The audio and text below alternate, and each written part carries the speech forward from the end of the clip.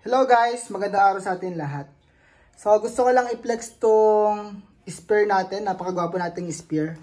Actually ako na yung nag-upgrade nito. Ako na yung gumawa at pinalitan ko ng bagong goma. So gusto ko lang i-share para magkaroon kayo ng idea. Ito yung ginagamit ko sa pag-spear ng isda. Ayan, ito yung bagong palit yung goma. Yan, tatanggalin ko lang, papasukin ko na lang to. Ito mga tira-tira na to kasi kakapalit ko lang sa kanya. Yan. Papasukin ko na lang yan mga yan. Kita nyo bagong-bago yung goma oh. Ayan, ito papasukin ko na lang yan. Ready to spear na to. Tapos nag-adla ako ng ibang tools.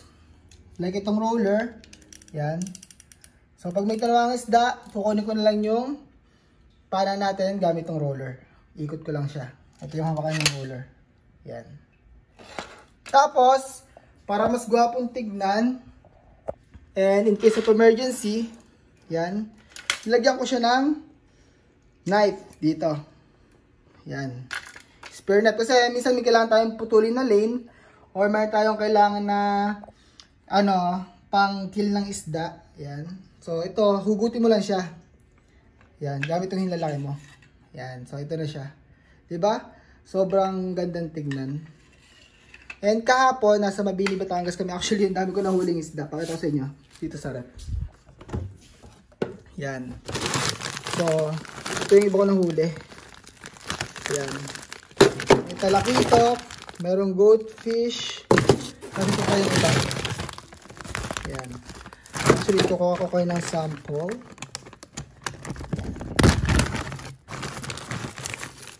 Actually, matigas pala. Ano? Ayan. Parang si Dory to ah. Ang dami ko nahuli ng isda. Kahapon. At pagkatapos ko siyang gamitin kahapon, yan. Diba? Mga isdang alat. And pagkatapos ko siyang gamitin kahapon, yun nga, in-upgrade ko na siya. At papakita ko sa inyo kung gaano siya kalakas. Okay? So ito, mayroon tayong sample dito. Ayan. Dodoblihin natin ng yung karton and yung sesto. Ayan. Tapos kakasa natin to. Ayan. So, pakita ko nga sa inyo kung paano magkasa na to. Ayan. Dalawang kamay ang hawak dito. Ayan. Ito lang.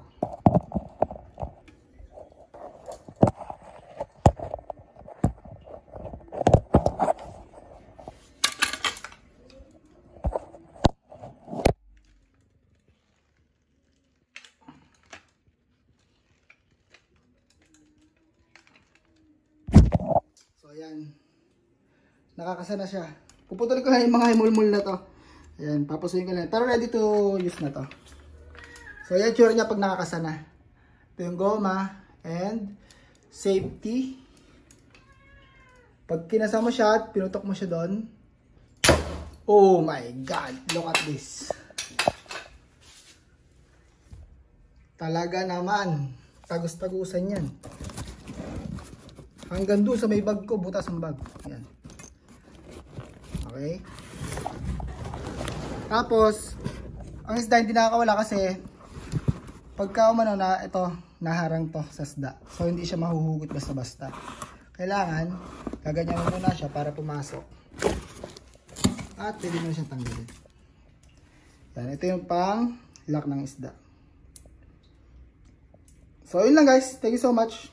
Sana natuwa kayo sa aking spear. Bye!